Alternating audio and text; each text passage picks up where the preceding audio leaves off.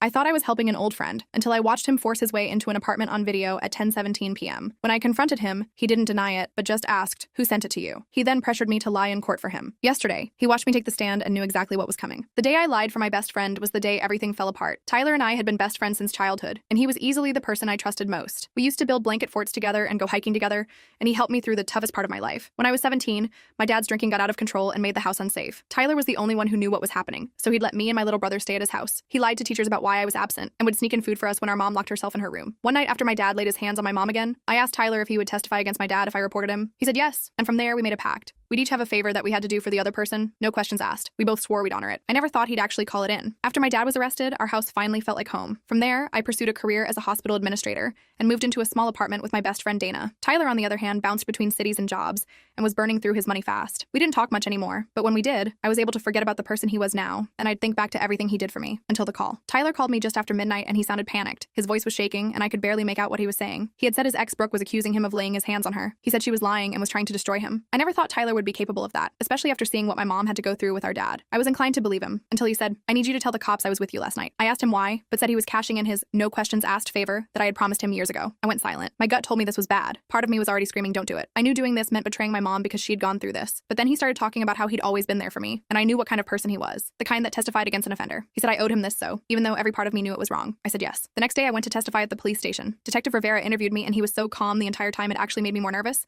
He asked where Tyler had been during the night in question. I told him we'd watched a movie and ordered Thai food. I named a random movie and described the food in detail. I talked too much and too fast, and I saw his pen slow down halfway through his notes. He asked a few more specific questions about what time Tyler had left and which restaurant we ordered from. I answered as if I had nothing to hide, but deep down I knew I had crossed a line. As soon as I left, I called Tyler. I needed to hear him say he was innocent and make it sound believable. Instead, he went into a long-winded explanation about how Brooke was unstable and vindictive. He kept repeating that she was crazy and obsessed with him. I asked why he didn't just tell the truth if he had nothing to hide, and he suddenly changed the subject. I didn't press further because that would mean accepting what I had done to the fullest extent. The next morning, I woke up to 3 texts from unknown numbers. They all said that they'd seen Tyler outside Brooke's apartment building the night of the incident. I sent the screenshots to Tyler hoping he'd tell me they were fake. He didn't hesitate telling me Brooke had put people up to it and they were trying to drag both of us down. He strongly suggested I block the numbers. I blocked them, but saved the screenshots because for the first time I started to feel like I didn't trust him. A few days later, I was in the hospital cafeteria when I overheard 2 nurses talking about Brooke's case. One of them mentioned that Brooke's broken ribs definitely didn't come from falling down the stairs. My nerves shot up in an instant. That didn't match with what Tyler or I had told the police. The thought that there could be actual evidence out there to prove that I lied and Tyler lied to me made me sick to my stomach. Not to mention the fact that Tyler was actually laying his hands on her. I knew at that moment I had to make things right. I owed it to Brooke to get her out of this safely, just like my mom had. My career as a hospital administrator, everything I'd worked for, could be destroyed. But then again, wasn't Brooke's life worth more than my career? That night, I couldn't sleep. My bedroom felt stifling despite the cool autumn air drifting through the cracked window. I kept thinking about my mom, about how she'd finally found the courage to stand up to my dad with our help. The memory of her bruised face, the way she'd flinch at sudden movements came flooding back with painful clarity. I thought about Brooke, alone and injured, probably scared that no one would believe her, just like my mom had been. The parallel was too stark to ignore. Around 2 a.m., I finally made a decision. The bedside lamp cast a warm glow as I grabbed my laptop and started researching what happens to people who give false statements to police. The potential consequences were serious: obstruction of justice charges, perjury, even jail time. Each article I read made my heart sink further. But the alternative, letting Tyler get away with hurting Brooke, was worse. The weight of my complicity pressed down on me like a physical burden. I was about to close my laptop when a notification popped up. A new email from an address I didn't recognize. The subject line read, "I know you lied for him." The words seemed to pulse on the screen, accusatory and ominous. My hands shook as I opened it. There was no message, just an attachment. I hesitated before clicking on it, terrified of what I might see. It was a video file. I pressed play, and my heart nearly stopped. It was security camera footage from what looked like an apartment building hallway. The grainy black and white video showed a familiar corridor with numbered doors. The timestamp showed 10:17 p.m. on September 15th, the night I claimed Tyler was with me. And there he was, clear as day, pounding on a door. The video had no sound,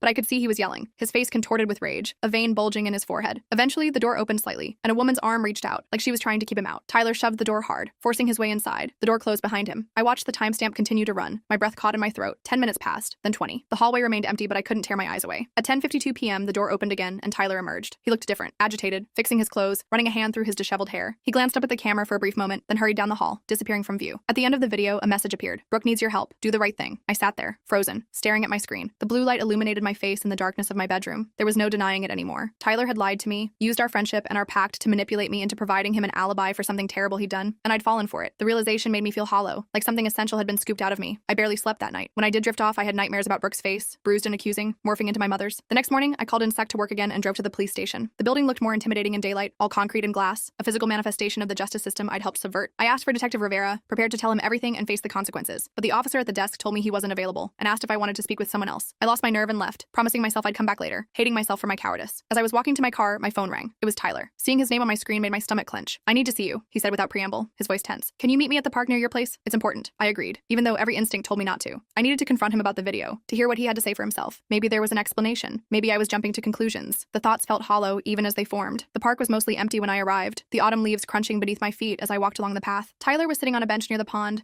wearing sunglasses despite the cloudy day. He looked terrible, unshaven, his clothes wrinkled like he'd slept in them, his usually neat hair unwashed and sticking up at odd angles. I sat down beside him, keeping some distance between us. He immediately launched into a story about how Brooke was escalating her lies, how the police were harassing him, how his life was falling apart. I let him talk, watching his face carefully. He was the same Tyler I'd always known, my childhood best friend, but somehow he also seemed like a complete stranger. There was a hardness to his jaw, a coldness in his voice that I'd never noticed before, or maybe I just never wanted to see it. When he finally paused for breath, I told him about the video. His reaction told me everything I needed to know. He didn't deny it existed or claim it was fake. Instead, his face hardened, and he asked who sent it to me, his voice dropping to a dangerous whisper. "Does it matter?" I asked. "Is it real, Tyler?" He took off his sunglasses, and I saw his eyes were bloodshot, rimmed with red. "You don't understand what she did to me," he said. "She was cheating. She humiliated me. She deserved it." His voice was flat, matter of fact, as if he were discussing something mundane rather than admitting to assault. I felt sick. This wasn't the Tyler I thought I knew. Or maybe this was who he'd been all along, and I just hadn't wanted to see it. The boy who'd helped me protect my mother suddenly seemed like an illusion, a character he'd played to win my loyalty. "I'm going to tell Detective Rivera the truth," I said, standing up. "I can't be part of this." Tyler grabbed my wrist, hard. His fingers dug into my skin, and I felt a flicker of fear. "You can't do that," he said, his voice low and threatening. "If you go down, I go down, and I'll make sure everyone knows you lied for me. Your job, your reputation, it'll all be gone." I pulled my arm away, suddenly afraid of him in a way I'd never been before. A duck landed on the pond nearby, the splash of water incongruously peaceful against the tension of the moment. "I'll take my chances," I said, backing away, rubbing my wrist where I could still feel the imprint of his fingers. "What about Jake?" he called after me, his voice carrying across the empty park. "How do you think he'll feel when he finds out his big sister is just like their dad, a liar who protects abusers?" That hit me like a physical blow. The comparison to my father, the man whose violence had shaped our childhood, made me feel physically ill. I hurried to my car, hands shaking so badly I could barely get the key in the ignition. The drive home passed in a blur, the familiar streets of my neighborhood seeming alien and hostile. When I got home, Dana was there, looking worried. She was still in her scrubs, her dark hair pulled back in a messy ponytail. "Where have you been?" she asked. "The hospital called. They said you didn't show up for your meeting with the board." I'd completely forgotten about the meeting. It was for a promotion I'd been working toward for months, a chance to move into nursing management. Missing it probably meant I could kiss that opportunity goodbye. Another casualty of Tyler's lies. "What's going on with you lately?" Dana pressed, following me into the kitchen where I poured myself a glass of water with trembling hands. "You've been acting weird for weeks. Is it Tyler? Is he bothering you again?" I broke down and told her everything. The pact, the lie, the video, Tyler's threats. The words poured out of me in a torrent as we sat at our small kitchen table. She listened without interrupting, her expression growing more concerned with each detail. By the time I finished, tears were streaming down my face, and Dana had moved her chair closer to mine, her hand resting supportively on my arm. "You have to go to the police," she said when I finished. "Right now. This guy is dangerous." "I know," I said, wiping my eyes with the back of my hand. "But what if he's right? What if I lose everything?" Dana grabbed my shoulders, forcing me to look at her. "Listen to me. You made a mistake because you felt you owed him. But covering for him now, knowing what he did, that's a choice. And it's not who you are." She was right. I knew what I had to do. The clarity of it was almost a relief after weeks of doubt and fear. The next morning, I went back to the police station. This time, Detective Rivera was there. He didn't seem surprised to see me. He led me to a small interview room, the same one where I'd given my false statement. The irony wasn't lost on me. "I need to change my statement," I told him, my voice steadier than I expected. "I lied before. Tyler wasn't with me that night." The detective nodded slowly. "I know," he said. "We have the security footage from Brooke's building, and from the Thai restaurant you claimed to order from. No record of your order, no sign of Tyler on any of their cameras." I felt a strange mix of relief and dread. "Am I going to be arsted?" The question hung in the air between us. "That depends," he said, "on how cooperative you are from this point forward." I told him everything, about our childhood friendship, the pact, the call in the middle of the night. I showed him the video that had been emailed to me and the threatening text Tyler had sent since our meeting in the park. By the time I finished, I felt drained but somehow lighter, as if a burden had been lifted. Detective Rivera explained that while giving a false statement was serious, they were more interested in building their case against Tyler. If I was willing to testify about his manipulation and threats, they might be able to avoid charging me. The relief I felt was tempered by the knowledge that I still had a long road ahead. As I was leaving the station, my phone buzzed with a text from an unknown number. "Brooke wants to meet you. Coffee shop on Main Street, 2 p.m. I showed Detective Rivera, who advised against going alone. "We can have an officer nearby," he suggested, "just in case." I agreed, though I wasn't sure what just in case meant. Was Tyler dangerous enough that I needed police protection now? The thought sent a chill down my spine. The coffee shop was crowded when I arrived, filled with the comforting aroma of espresso and the gentle hum of conversation. I spotted Brooke immediately, sitting in a corner booth, a baseball cap pulled low over her face. Even with the hat, I could see the fading bruises around her eye and cheek, yellow and purple against her pale skin. She looked up as I approached, her expression guarded. "Thank you for coming," she said quietly as I slid into the seat across from her. Her fingers nervously traced the rim of her coffee cup. "I'm so sorry," I blurted out, "for lying, for not believing you." She nodded, accepting my apology without quite forgiving me yet. "I got your number from the detective," she explained. "He told me you changed your statement." "I should have done it sooner," I admitted, shame washing over me anew. "Why did you lie for him?" she asked, her voice steady but her hands trembling slightly as she held her cup. The question wasn't accusatory, just curious. I told her about our history, about what Tyler had done for my family, about the pact. It sounded hollow even to my own ears. Not a justification, just an explanation. As I spoke, I could see understanding dawn in her eyes, though not necessarily forgiveness. "He was different when we first met," Brooke said after I finished. "Charming, attentive. But then he started getting jealous, checking my phone, showing up at my workplace unannounced. The night it happened wasn't the first time he got physical, just the worst. Her story was so familiar it made my chest ache. It was my parents all over again. How had I not seen it? The signs had been there. Tyler's possessiveness, his quick temper, the way he'd talk about women who disrespected him. The detective thinks there might be other women, she continued, lowering her voice. Tyler has a pattern. He finds someone vulnerable, isolates them, then she didn't need to finish. I understood all too well. The cycle of absence was something I'd witnessed firsthand growing up. As we were talking, I noticed a man enter the coffee shop. He was wearing a hoodie pulled up despite the warm day and dark sunglasses. Something about his movement seemed familiar, the way he carried himself, the slight hunch of his shoulders. I tensed, suddenly certain it was Tyler. The man ordered at the counter, then turned, scanning the room. His gaze stopped on our table, and even through the sunglasses, I could feel the intensity of his stare. It was definitely Tyler. My heart hammered against my ribs. We need to go, I whispered to Brooke. Tyler's here. Her face went pale. How did he know? I had no idea, but it didn't matter. I texted the officer Detective Rivera had stationed nearby. Tyler is in the coffee shop, blue hoodie, sunglasses. I saw the officer enter a moment later, casually positioning himself near the door. Tyler must have noticed too, because he suddenly abandoned his order and headed for the side exit, moving quickly through the crowded shop. The next few days were a blur. Detective Rivera called to tell me they'd arrested Tyler trying to leave town. They found texts on his phone to friends asking them to intimidate witnesses, including messages planning to scare Brooke into dropping the charges. There were also messages to someone about hacking my email to track my movements. The depth of his deception was staggering. The case against him was building quickly. In addition to Brooke, 2 other ex-girlfriends had come forward with similar stories. The prosecutor wanted me to testify about Tyler's manipulation and how he'd pressured me to provide a false alibi. I agreed, even though the thought of facing him in court terrified me. I also had to deal with the fallout at work. My boss was understanding once I explained the situation, but the promotion was off the table for now. I'd have to rebuild trust, prove myself all over again. It seemed a small price to pay compared to what Brooke and the others had suffered. The hardest part was telling my mom and Jake. I'd been avoiding their calls, ashamed of what I'd done. When I finally worked up the courage to visit them, I broke down as soon as I walked through the door. The familiar smell of my childhood home, my mom's lavender candles, the faint scent of Jake's cologne, made the confession even more painful. My mom held me while I cried, just like she used to when I was little. When I finished explaining everything, she didn't yell or lecture me. She just said, "We all make mistakes, honey. What matters is that you fixed it." Her forgiveness was almost harder to bear than anger would have been. Jake was quieter, processing everything I'd told them. He sat on the arm of the couch, his expression thoughtful. Finally, he said, "I always thought Tyler was a hero for helping us back then. I guess people aren't always what they seem." No, I agreed. They're not. A week before the preliminary hearing, I received another email from the anonymous address that had sent me the video. This time, it contained a voice recording. Tyler on the phone with someone, bragging about how he'd put that betch in her place,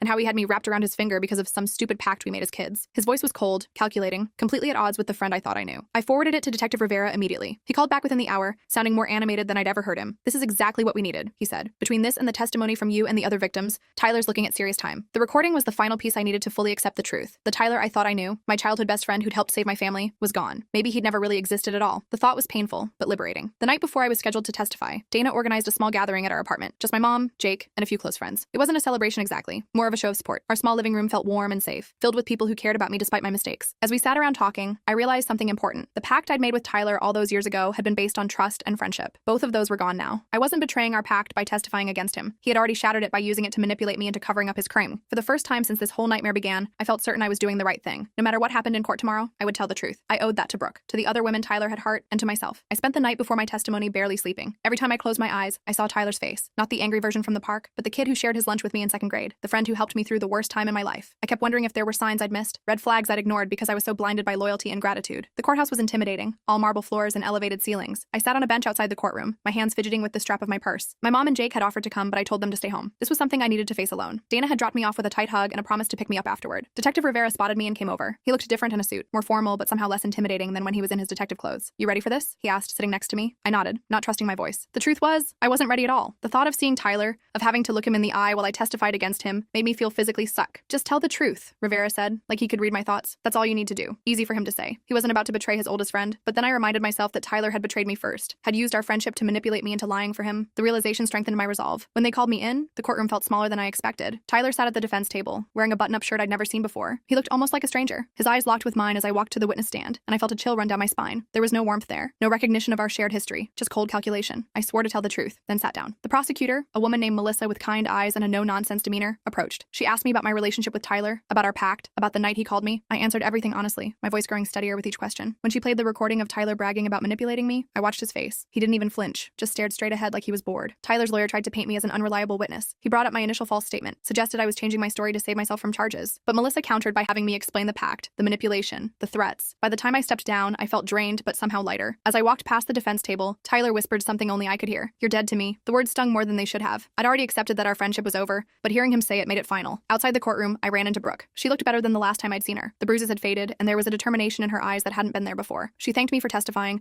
and I apologized again for not believing her initially. "We both got fooled by him," she said with a sad smile. "The important thing is we're both standing up to him now." She was right. As we walked out of the courthouse together, I felt a strange sense of solidarity with this woman I barely knew. We'd both been victims of Tyler's manipulation, just in different ways. The next few weeks were a roller coaster. The preliminary hearing led to a full trial, scheduled for 3 months later. Tyler was denied bail after the prosecutor presented evidence that he'd been planning to flee the country. I tried to focus on work, on rebuilding my life, but it was hard with the trial looming. My boss at the hospital was surprisingly understanding once I explained everything. The promotion was still off the table for now, but she assured me I'd have other opportunities once this was all behind me. My coworkers were a mixed bag. Some were supportive, others clearly gossiped behind my back. I overheard one nurse in the break room saying I must have known what Tyler was doing all along. It hurt, but I tried to ignore it. Dana was my rock through everything. She fielded calls from reporters who somehow got our number, screened my emails for anything from Tyler's friends, and made sure I ate when I forgot to. One night, after a particularly rough day when Tyler's lawyer had called to remind me about the penalties for perjury, she sat me down with a glass of wine. "You know you're doing the right thing, right?" she asked, her eyes serious. I nodded, swirling the wine in my glass. "I know, it's just hard. Of course it's hard. You're standing up to someone who manipulated you for years, but you're stronger than he is. Always have been." Her confidence in me helped more than she knew. I started seeing a therapist, trying to untangle the mess of emotions around Tyler and our friendship. Dr. Lewis helped me see that the pact we made as teenagers wasn't some sacred bond. It was just two scared kids trying to protect each other, and somewhere along the way, Tyler had twisted it into something toxic. 2 weeks before the trial, I got a text from an unknown number. "Back off or everyone at the hospital sees the video." My blood ran cold. "What video?" I showed it to Detective Rivera, who traced it to one of Tyler's friends, a guy named Robert I'd met a few times over the years. They brought him in for questioning, and he cracked immediately, admitting Tyler had put him up to it. There was no video. It was just an empty threat to scare me. The trial itself was brutal. Tyler's lawyer painted him as a victim of vindictive women and overzealous prosecution. He tried to discredit Brooke by bringing up her history of depression, as if that somehow made her less credible. When the other ex-girlfriends testified about similar patterns of absence,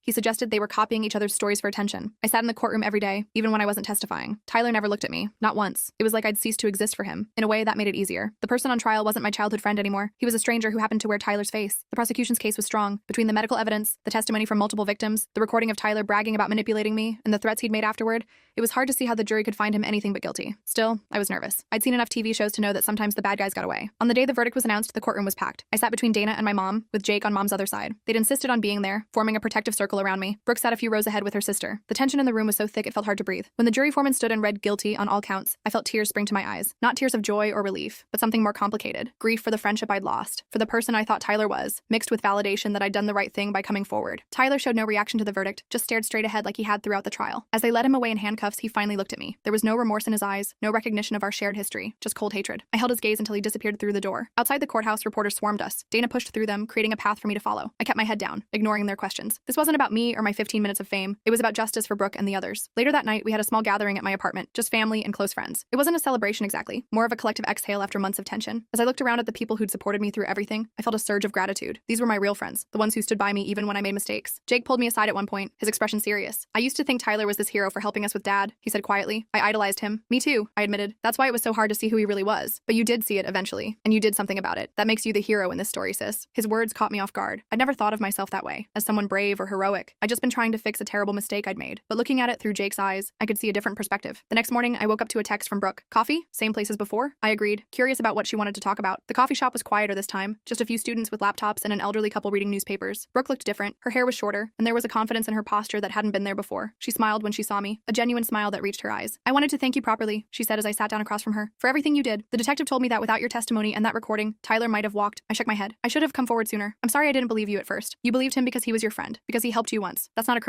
She stirred her coffee thoughtfully. "Actually, I wanted to ask you something. I'm starting a support group for survivors of domestic violence. Would you consider coming to speak? Your perspective is unique. You saw it from both sides." The request surprised me. "I'm not sure what I could offer," I said honestly. "I made so many mistakes." "Exactly. People need to hear that. They need to know that good people can make bad choices when they're manipulated by someone they trust. And they need to know it's never too late to make things right." I thought about it for a moment, then nodded. "Okay, I'll do it." As I walked home from the coffee shop, I felt lighter than I had in months. The weight of Tyler's betrayal, of my own complicity, was still there, but it didn't feel crushing anymore. I'd made a terrible mistake out of misplaced loyalty, but I'd also found the courage to fix it. That counted for something. My phone buzzed with a text from Dana. "Dinner tonight? Linda and Charles are coming over." Linda was Dana's girlfriend, and Charles was their friend from college who'd been helping me navigate the legal system. I texted back a quick yes with a smiley face. Life was slowly getting back to normal. I'd started applying for positions at other hospitals, thinking a fresh start might be good. My therapist thought it was a healthy step forward. I wasn't running away from what happened. I was moving towards something new. That evening, as I walked into our apartment building, I ran into our neighbor Sarah. She was in her 60s, a retired teacher who always had a kind word for everyone. She'd been following the trial in the news and had left encouraging notes under our door several times. "I saw the verdict," she said, her eyes warm. "You did a brave thing, standing up to him like that." "It didn't feel brave," I admitted. "Most of the time I was terrified. That's what courage is, dear. Being afraid but doing the right thing anyway." She patted my arm. "You should be proud of yourself." As I continued up the stairs to our apartment, I thought about her words. Maybe she was right. Maybe bravery wasn't about being fearless. It was about facing your fears and doing what needed to be done anyway. The apartment was filled with the smell of Dana's famous lasagna when I walked in. Linda was setting the table table, and Charles was opening a bottle of wine. They all looked up and smiled when I entered, and in that moment, I felt something I hadn't experienced in a long time. Peace. Not happiness exactly. I was still processing everything that had happened, but a quiet certainty that I was exactly where I needed to be, surrounded by people who cared about me. Just in time, Dana said, pulling the lasagna from the oven. How was your day? Good, I said, and meant it. Actually, it was really good. As we sat down to eat, I realized something important. The pact I'd made with Tyler all those years ago had been based on blind loyalty, but true friendship, the kind I had with Dana, with my family, with the people around this table, was based on something stronger: trust, honesty, and the courage to hold each other accountable. That was a lesson worth learning, even if it had come at such an elevated cost.